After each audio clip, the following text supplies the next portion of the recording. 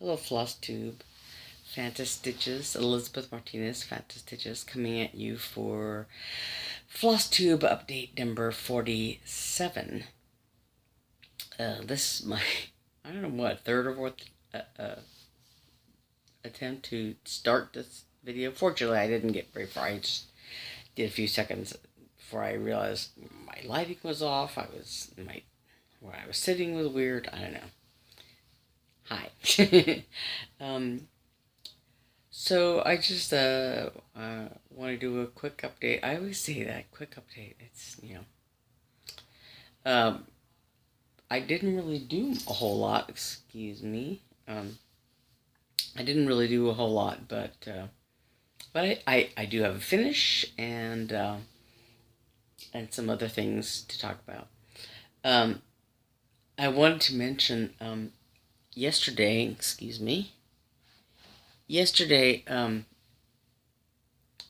I was watching Flosstube in the late afternoon, and I watched Nicole Buckeye Stitcher. I watched her update, her Flosstube video, and she was talking about how she had gone to the Stitchaway retreat in Ohio, with Pam and Steph and all of them, the keepsakes crowd. And anyway, she was as she was leaving, she told a very kind of funny story about getting stuck in the snow on the highway in this one area of the highway. Anyway, so I watched that very funny story that she was telling, and then I went with my sisters and my nephew to go see a movie. And the movie we went to see was the new Liam Neeson movie called Cold Pursuit. And that, I had to laugh because at the beginning of that movie, well, that whole movie, it takes place like in the snow, in the very, very deep snow in Colorado. I guess just outside of Denver. And Liam Neeson is a snowplow driver, and he drives. And there's like sections of it where he's driving the snowplow through, like, I don't know what, like 6, 7 feet tall giant wall, things of snow. But I thought of Nicole and her snowplow story, with the snowplows and everything. It's your basic action movie with, Liam Neeson does some vigilante stuff, Anyway, but yeah, he's a snowplow driver, and I thought that was oddly appropriate. I want to just sort of temporarily get up on a little soapbox, for a minute about the movie theater. When my sisters and I went, there was when we left, I guess, we went I went to go to the bathroom, and there was this crowd of girls, young women, I should say, probably in their early 20s. I don't know. There was a whole bunch of them that had gone to see, I don't know what movie they went to see, but it looked like they were all together. They were probably 8 of them, 10 of them, I don't know. There was a whole bunch of them all together, and they were kind of in like 2 little clumps, but they were standing in front of the bathroom, like 2 or 3 feet in front of where the bathroom doors were, and they weren't exactly right in front of the door, but they're like, here's the door, and they were like, here's the door, and they were like right here, kind of right here, so you had to like walk around them or through them or whatever to get to the door, and they were like feet from the door. And this is like, a wide lobby hallway, and there's plenty of places for them to stand without standing in front of the bathroom door. So I don't know if they had gone to the bathroom and come out and congregated right there in front of the bathroom, but it was kind of, you had to maneuver around them to go in the bathroom. So my older sister had gone in there before me, and while my younger sister and I were watching the credits because we were trying to determine somebody who was in the movie, trying to figure out who they were. So we stayed behind to watch the credits for a little while. And my older sister had to go to the bathroom right away, so she went, while we were still in the theater.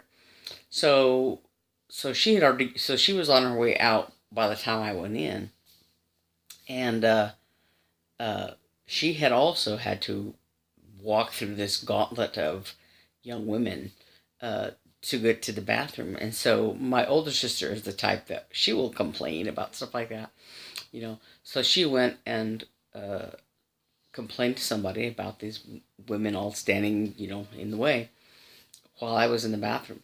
So when I came out of the bathroom, they were moved away from the door. Well, when we went to leave, here was this clump of young women again standing in front of the door to the theater, to get out of the theater, standing around in the lobby in front of the door. And now this is a big lobby, and there's plenty of places for them to stand around and talk if, because they were standing around talking about whatever. And I don't begrudge them the right to stand around and talk. Fine. But why do they have to stand in front of the door where people are trying to get out? And this one girl actually said something to us as we were leaving. She said something like, like, oh, there's plenty of room to walk around. I'm like, because they were in the way. You had to walk, or you had to walk around them.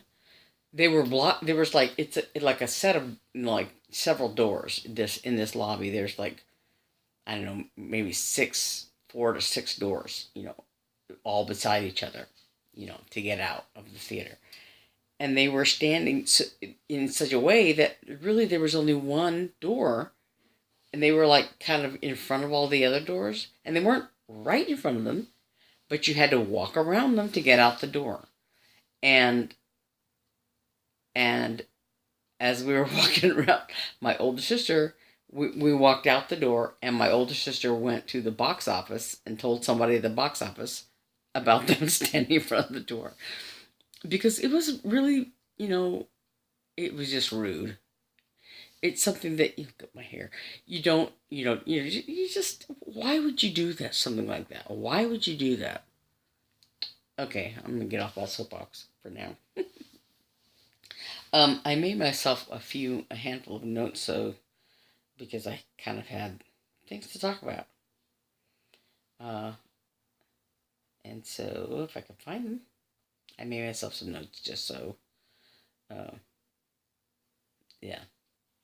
So, like I said, I watched Nicole, the Buckeye Stitcher. I watched her video, and at the end, she talks about a website called catfoodpuzzles.com, I think. And it was really very interesting to me because she was talking about, these, like, you can either do, like, homemade puzzles for your cats, or you can, you can buy them, whatever, to help your cats have, more interesting ways to forage for the food, or, puzzles for them to get at their food, or whatever. And I was very interested in that because I have 2 cats, and one of them is very food motivated, and the other is not, not really very food motivated. And so the one that is food motivated, Snug, is pretty chunky. He's a pretty chunky boy, and I think he uses food to dominate the other cat, Puck. But anyway, so I'm very interested in ways to make Snug slow down and not be so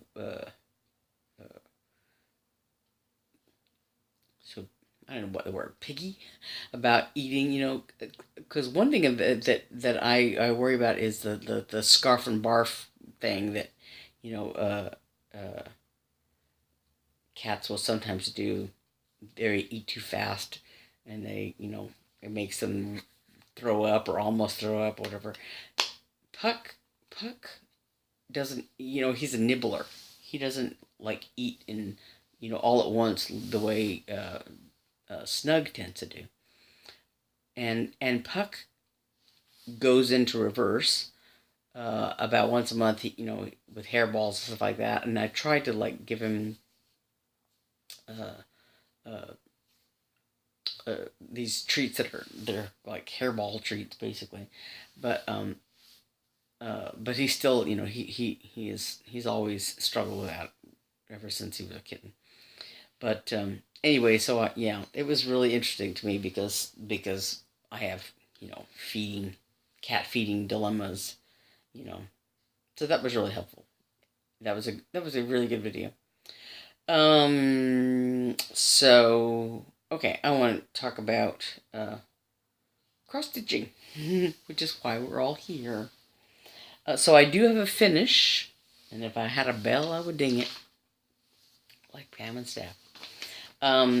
So last time I talked about this, my January high tea, this little sachet pillow thing that I was doing for my brother-in-law's mother, and I finished it.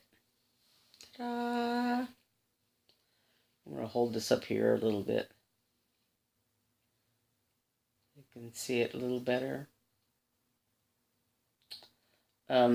It's a nice little violet pattern. There's little violets and a little bunch of violets, greens and purples, and it's on this. Excuse me, sorry. 22 count Hardinger. It was dyed with berries, blueberries and raspberries and blackberries. Yeah. So I talked about this is very small, and if I had thought about it really and used my brain, I would have done 1/1 because it's very tight. Doing 2 threads, I did it 2/1, and it's very tight, and it was very difficult because I did like some of I did. I'm a sort of a color completer, I guess. I do one color at a time, and as much as I can. But so these stitches got very tiny, and uh, the more I did, is the ones that were inside, in between two others, got the little, and these got very tiny, and it was hard to tell, like, am I in the right place? Am I too far over? Like one thread, or one. And so there are times where the stitches are not as nice as I would have liked. They're a little lumpy, or a little, I don't know what. But they're not going to be examined by the cross stitching police to see if they're perfect. But it would be nicer if they were nicer. Is all I'm saying. And and now I'm sorry about my eye. Um, and in talking this over with my sister, I'm I might. The idea of doing a sachet pillow, a sachet tote thing, I might just make some other kind of pillow, out of it, pincushion pillow, pretty pillow, I don't know what, out of it. I have to think about that. I have some lace trim that I bought to sort of make it like a sachet thing, but I might just put that. Maybe I'll put it around it, or make it more of a pillow like finish, for this. I don't know. I haven't decided yet. The other thing I worked on was just a couple of, because this one I worked on almost exclusively. I talked about it last week because it was my January high start on the 27th. And I worked on it almost exclusively for this past couple of weeks. So I finished it Thursday, this past Thursday. So a week and a half, and I probably could have finished it sooner than that if I had just, there were a couple of days when I wasn't stitching. Sorry about my eye. I keep plucking at my eye. Sorry. My eye's watering. So the other thing I worked on, I started working on yesterday, and to some degree, I got back to this little scissors case, and made a little more progress on that. Just a couple more of these little grape things, and so I have a few more to do. Of course, I stopped about halfway through this one here, but so this one I have to finish, and I think there's another one down here, and then there's some other grapes or half grapes, or whatever, and then there's another color that goes in between here, and this was a color that I didn't have, so I had to go to Hobby Lobby last week. I went to pick up this color that goes in these little gaps here. So that goes kind of around each grape. So there's dark purple and this medium purple and light purple to make up each of these grapes. And then there's some backstitching that goes in here. And then there's another piece of black Ada that to make that has the design for the green part on another piece, and so you put the two together and makes it a flap over it and all that. I talked about that last night. But anyway, so the lower part, the first, is almost done, and then I just have the upper part, the green part, to do. So I'm hoping that I can finish it in the next couple of weeks, in the next week, 2 weeks, so that I have lots of time to work on finishing it, FFOing it. And I realized that when I was working on these two projects, how difficult my chosen projects are as part of this Stitch 9. These four projects that I'm gonna mention, and one of them is this piano cat, of course. I talked about how it's various shades of gray and black and white, and the only thing that's a pop of color is this gold in this piano, but everything else is either black, white, or some shade of gray, right? So yeah, so it's all gray and gray. I haven't worked on this, but I wanted to show you, and I thought, this is really hard to do in terms of just looking at it. It's just, and this is all just one color. It's just all gray, and I'm not even done with it. There's lots of it to do still. So that's just one shade that I'm working on. And then the other thing I have worked on 2 weeks ago, I guess, was of course this wolf, the endangered species series. This wolf, and of course it is gray, various shades of gray and white and black. There's a little bit of a theme. So yeah, various shades of gray and white and black.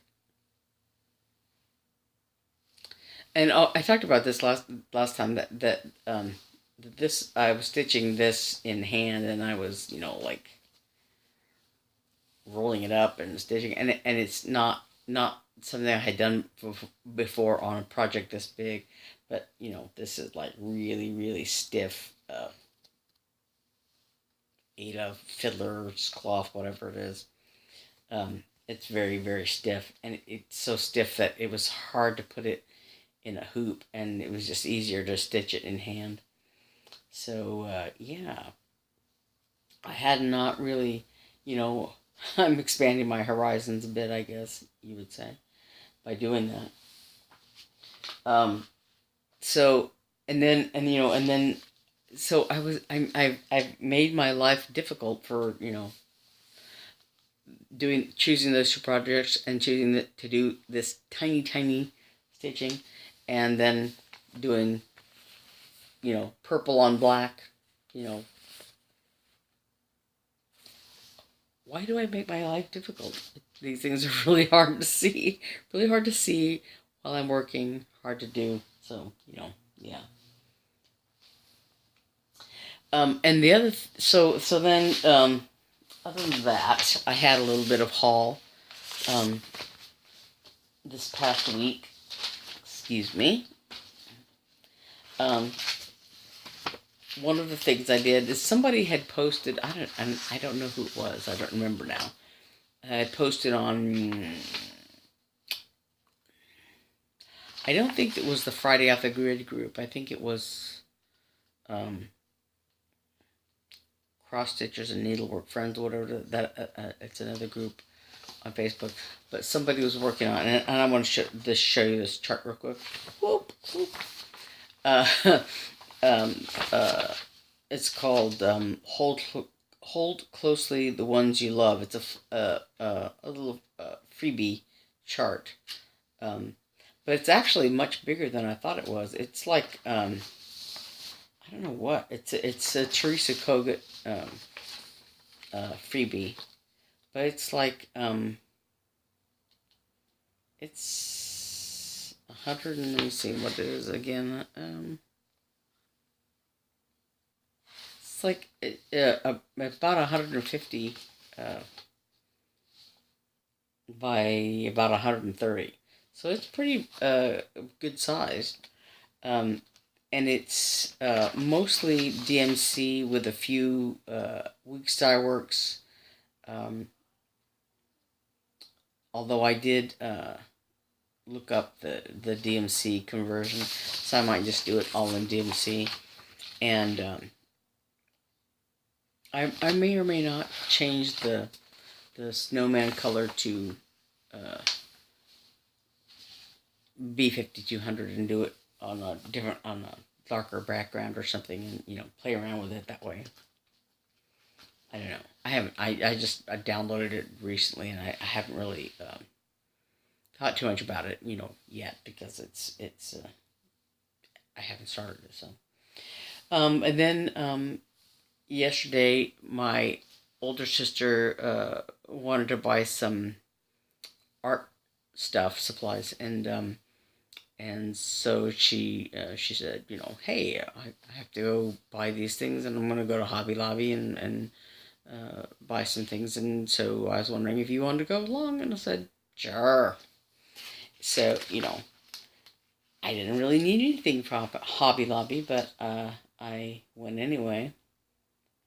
And so I bought some cloth. I bought, sorry about the glare, wow.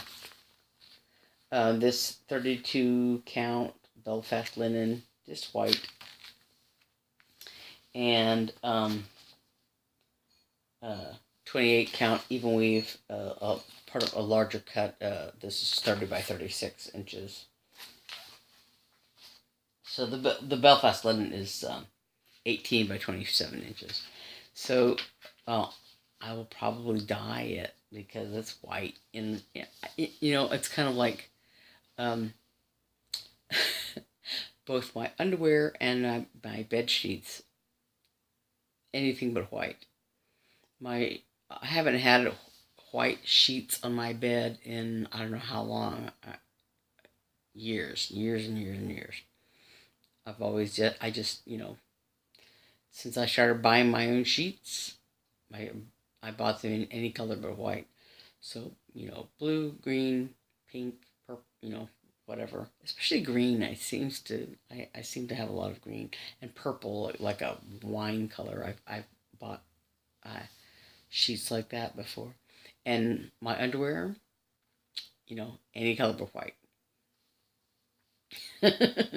So, and then the other thing I bought was some RIT dye. Some time ago, I probably showed it before because, why not? But some time ago, I bought some brown, cocoa brown, and I never did get around to using it. I thought about using it on, I had some Ada cloth that I think I talked about that was kind of like a beigey browny color that, and I ended up doing something different with the color. Um, so have never used that, but I still might. And then I bought some more colors. I bought this evening blue color and wine red color, and so I want to use it, and like I said, I talked to my older sister who has a little more dyeing expertise than I do about uh, what I would need to use and what I would need to do to dye fabric. Uh, she's worked with development developmentally disabled adults, and they did a lot of tie dyeing. And I think they also, for my nephew, her son's wrestling team, they did some dyeing, making T-shirts and stuff like that. So she knows a little bit, a lot about dyeing and tie dyeing and fabric and things like that. So so I might recruit her to help me do that, do something, um, as far as that's concerned. Because whatever, I have a ton of fabric that, much more fabric than I have, kitted into projects. And I talked about this last time, that I think what I want to do is maybe take some of those projects, because I have a ton of stuff in my stash, and very little of my fabric is sort of earmarked for a particular project, and I kind of want to go through and see what am I really going to work on practically that I want to work on, and do I have appropriate fabric to go with it, and and sort of maybe not do a hard assignment, but a little bit of assignment to of projects and fabric, so that so that I know what I have, or I have something to work with, um, for whenever I get my Stitch 9 projects done. Excuse me. Um, uh, because, and I'm sure I'll have some new starts for, for occasions, or, just boredom or whatever. But I do want to get the 9 projects done. The other thing I want to talk about was like uh, equipment. Uh, I thought about this last night when I was working on that the scissors case, the with the black Ada, um, because I've never been. I guess, as a musician, one of the things that uh, I came across was people who were like sort of um, burdened, I guess, by their equipment, of where you are sort of uh, wanting to I guess wanting to be perfect. And you musicians who like had other bassoonists, for instance, who sought out different bocal. The bocal is the little metal crook part that goes from the reed into the instrument, and a different vocal can make your instrument, sound different. Whatever, you might have, they're very like a little incremental difference in the length of a vocal, or whatever, however they're made. Uh, some will be more free blowing and some more stuffy sounding, I guess, whatever. And so people, seek out different vocals, different things. And when I was in graduate school and when I was auditioning, to get into orchestras, I knew some people who like had a different vocal and reed combination for this piece and this movement. They might switch vocals, between movements of a piece, or between, or like, when you go to audition, um, for an orchestra, they send you a list of excerpts, and you prepare these excerpts, like, this solo from this symphony, and this solo from this symphony, and this difficult passage from this symphony. And so you prepare them all, and then when you go to audition, the audition committee will choose something. You don't know in advance, but they'll choose 3 or 4 of maybe 10 excerpts that you prepared. They'll choose 3 or 4 for you to play for them, and and so, this one audition that I went to, I ran into somebody that I had known in graduate school, and and and this person had a different combination. She had like 4 different vocals that she took into this audition, and she had, a different combination for every excerpt that she did. And I thought, well, either I'm very stupid or I'm very smart, because I only have one vocal and one reed for everything, you know. And that's kind of the way I viewed it. Like, it's like, if you're, you know, some vocals are better at high range than others, and some are better at low range than others. But ideally, you want a vocal that can play high and low. Ideally, you want a reed that can play everything. You know, some are better at this and better at that. But ideally, you know, when you're playing in the real world and you're playing a symphony, you're not gonna. It's a pain in the butt to have, think, oh well, I can't play this unless I switch out. There are going to be times when you're not going to be able to switch out, right? And so I went to an audition workshop at a music festival one time, and the woman who led this seminar class, whatever, uh, she said some things that made a lot of sense to me. That, you know, if you go to audition for something, maybe your plane is late, or your taxi cab is late or something, and you don't have time to warm up, or your mouth is dry, and you don't have a glass of water or whatever. Whatever it is that you're hung up about, that you have to have your whole routine. You have to have, perfection in your situation, in your equipment and everything. Learn to play anyway in less than ideal circumstances. So anyway, I've said all this to say the same thing about stitching, that we're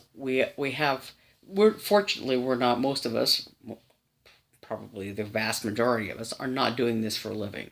We're doing it for enjoyment. And so, we have personal preferences in terms of fabric and needles and thread. We like this better than that, you know, and I've never really personally been that particular. I'll use whatever needle. I might look at my needles and say, well, this is really too fat. This is thinner. It's better because of this fabric, whatever. Um, but I've never been very particular about what fabric I used. Well, let me take that back. I've used primarily Ada cloth, because I didn't know.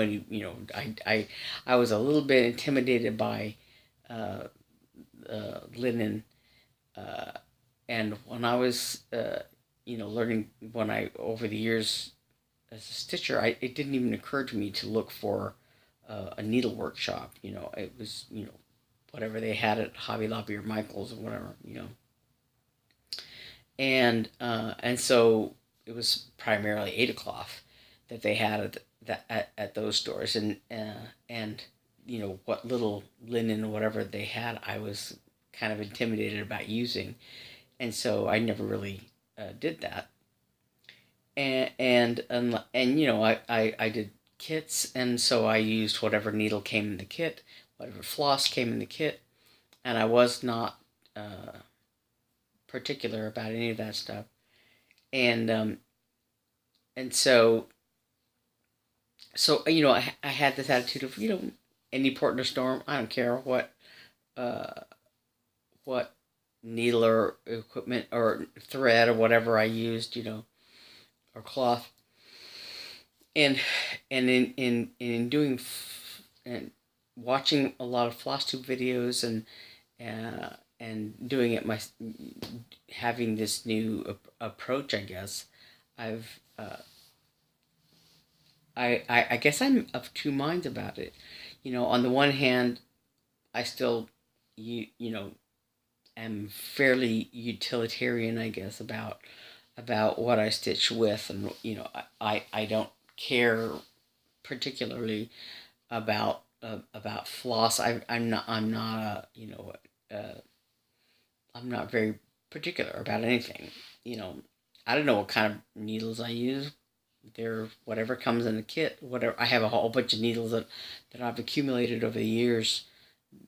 Because every time I buy a little kit, there's a needle in there, and I've bought one package of needles, of cross stitch needles, whatever, um, and I don't even know what size they are, and I just have them in a box with a little magnetic box. There's a whole bunch of needles in there, and so I've used thinner or thicker needles, um, but my primary concern has been like how big the eye is, because I usually stitch with two threads, and so I want to be able to stick those two threads in the eye of the needle, and I don't want a particularly small, narrow eye that's hard to thread, just because you know um, but but in doing this little hardanger, the little sachet thing, it was very small, and fortunately the needle that I was using it wasn't petite, it wasn't a tiny thing, and it wasn't really skinny, but it was on the small side. And so when I switched to doing the grapes, that's also it's I think 16 count Ada, where the Hardinger was 22 counts, so it was much smaller. So, but the Ada for the grapes is 16 count, I think, and the needle I was using, it had a nice, nice sized eye. It Because I was having to put two threads of floss and two threads of blending filament, the Krynic. So like four threads had to fit in that eye.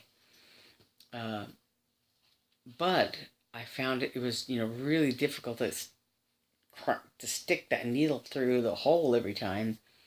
And last night I was stitching on. In fact, why am I torturing myself? I think the needle that I was using for the Hardinger piece, the sachet, might be smaller, and I just happened to have it handy. So so I didn't like go through my needles and try to find something that was smaller.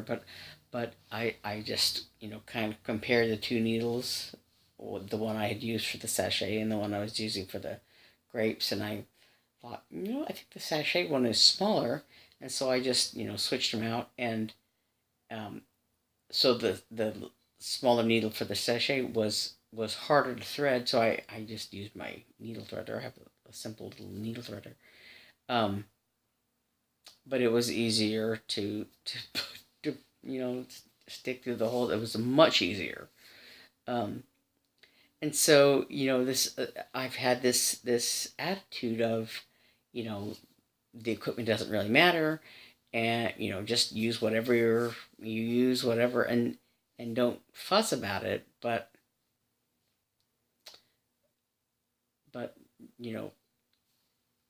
the doing the grapes, paying more attention to what needle size I used, made it easier to stitch. So yeah, equipment does matter. But again, you don't want to be so burdened by it that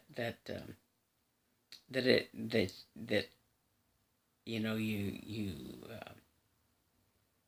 what is the word? How do I want to put it?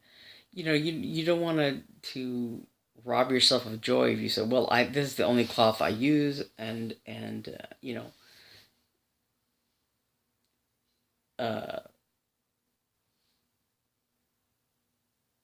those of us who have maybe a more limited budget in terms of the floss and the cloth and everything else that we buy, I think some people don't have a problem with buying whatever fabric they want to buy, whatever needles they want to buy, whatever floss they want to buy, and or projects, whatever, leaflets and things like that. And I think that's great. All of us, I think, would love to have an unlimited budget to buy all kinds of patterns and flosses and fabrics and things like that. But I think that those of us who operate on a little bit of a tighter budget, I know a lot of people now. It seems like that sort of defend their use of Ada cloth, and I think that's we're sort of I was I'm I'm talking in circles, but when I first started doing Flosstube, I was a little bit I guess maybe intimidated a little. I thought, well, gosh, I only ever stitched on Ada cloth. Am I, is there something wrong with me? And and I was kind of feeling a little, down on myself, or looking down on myself. And it was, I think, Vaughn Pfeiffer. I was watching one of her videos early on when I first started watching Flosstube, and she was talking about how whatever you want to stitch on it. Whether it's Ada cloth or linen or even weave of some kind or whatever you want to stitch on it. And I was very grateful for that because it put my mind at ease about to stop apologizing for I only ever use DMC, I only ever use Ada cloth, I only that it doesn't matter what you use, it's all stitching. So I don't know, I was sort of talking around in circles. So the other thing I want to talk about is not stitching related, but sort of life related. And just I thought I would share with you Green Chile Chicken Stew. Really, really good. I'm not much of a cook. My rule of thumb is the easier the better. Since I now live with my parents and my older sister and my nephew, there are 5 of us adults living in the house, and so we take turns making dinner or whatever. So on Mondays and Tuesdays, it's my turn. And typically one of my, I I do very easy stuff. Um, One of my go-tos that I do fairly often is I make breakfast for dinner. I do scrambled eggs and bacon and toast because it's easy. Um, and everybody in our family likes it, so it's easy for me to do. Slap a bunch of bacon in there. I make a great scrambled eggs. You know, but anyway, so I have the same attitude toward cooking that I have toward cross-stitch projects and everything. It's like the more complicated it is, the less likely I am to do it. You know, like I've looked at patterns and I thought, oh, that looks really great, and then I've seen like the FFO instructions, are kind of complicated, and I think, but just like this scissors case, that I'm working on, that the FFO instructions that came with it are pretty daunting for me personally, because I'm just not, I'm not all that creative and adept when it comes to sewing and things like that. So it's harder for me. So the more complicated, the more steps there are, the harder it is for me. Even if I've watched 1,000 tutorials or whatever, the more complicated it is, the harder it is. So like, and it's the same thing with recipes. I might look at a recipe in a magazine or whatever, then I think, oh, that sounds really good. And then the list of ingredients is, the longer it is and the more steps, chop this, do this. It's like, no, that's too complicated. If I'm more of a open a can and throw it in the microwave kind of person. But this green chili chicken stew, if I can do it, you can do it. It's so easy. You could probably do it better than I can. But this green chili chicken stew, it's a recipe from a restaurant that I grew up going to. This place called, if you're from Albuquerque, you might know about it, called El Pinto. It's in Albuquerque, if you're from Albuquerque, North 4th Street, almost at the far end, far north end of 4th Street.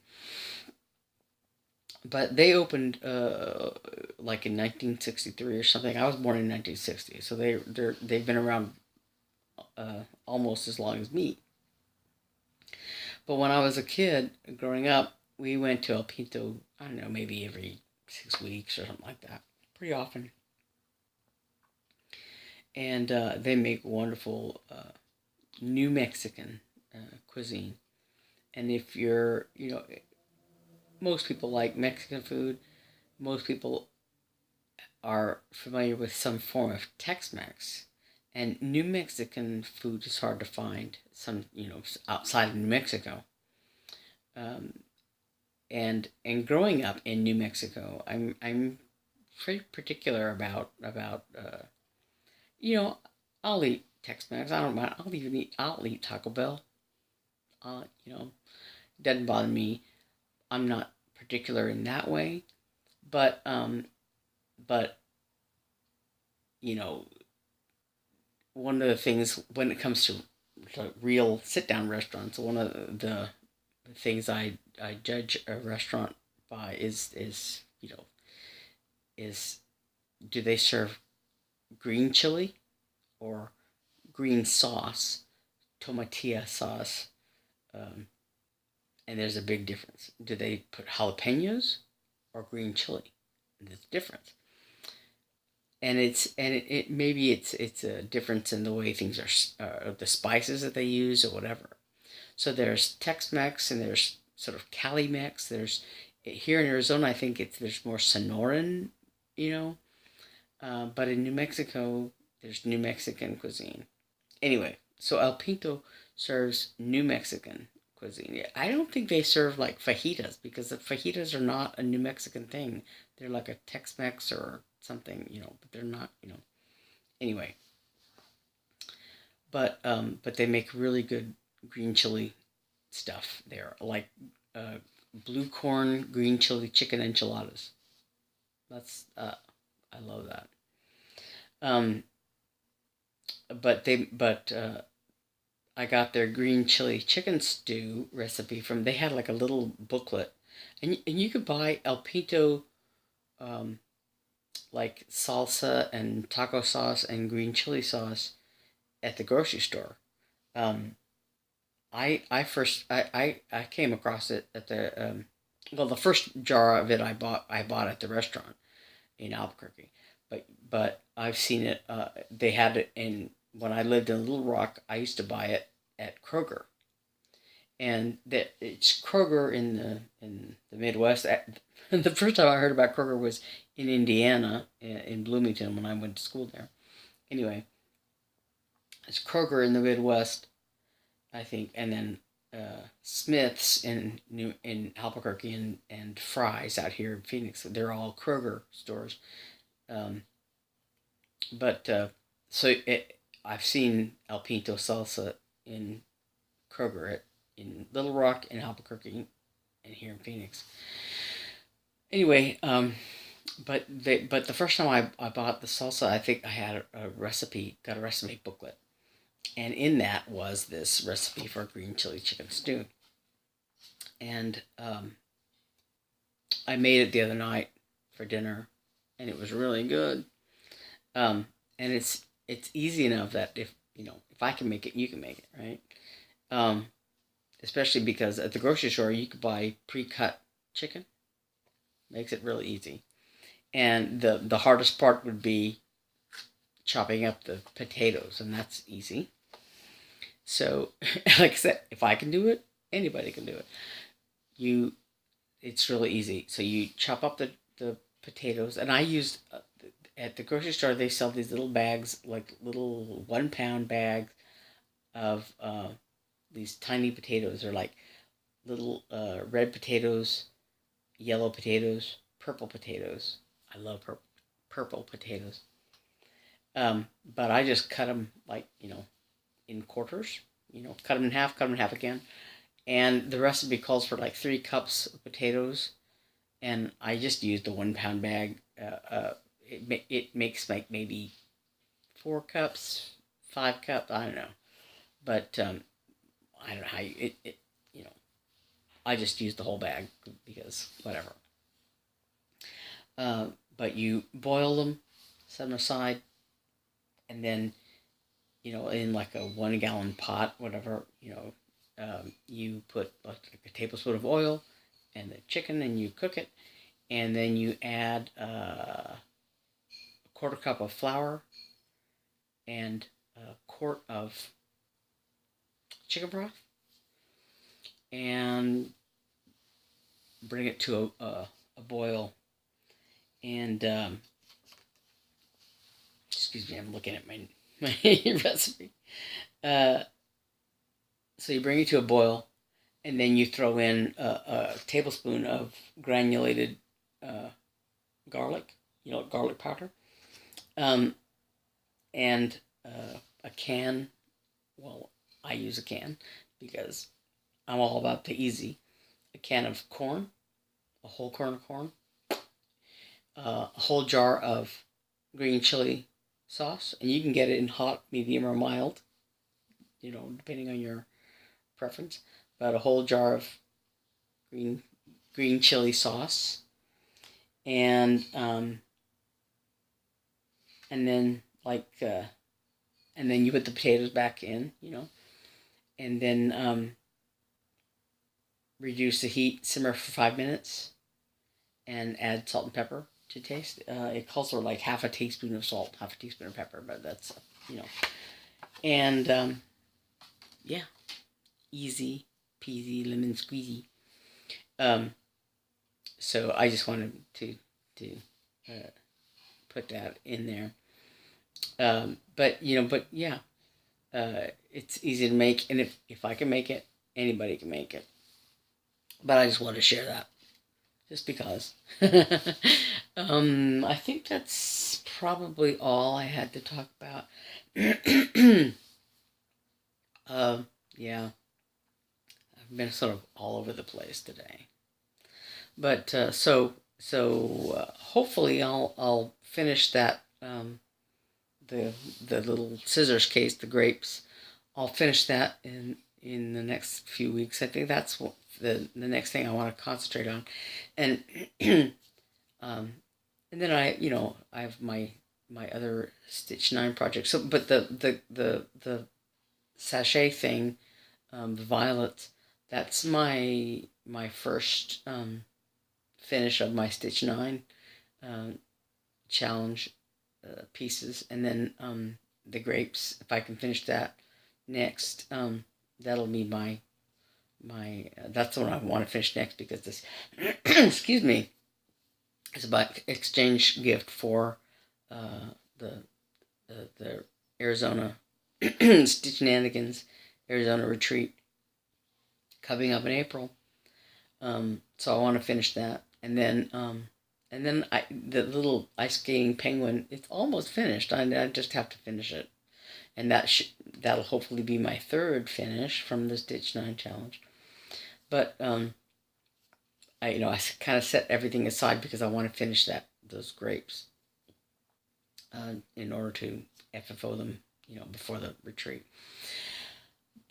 But like I said, I think I said this last week, that I keep feeling like I have to finish everything in a short period of time. I have all year to finish those 9 pieces, but I want to do other things at the same time. So anyway, that's gonna be it for me.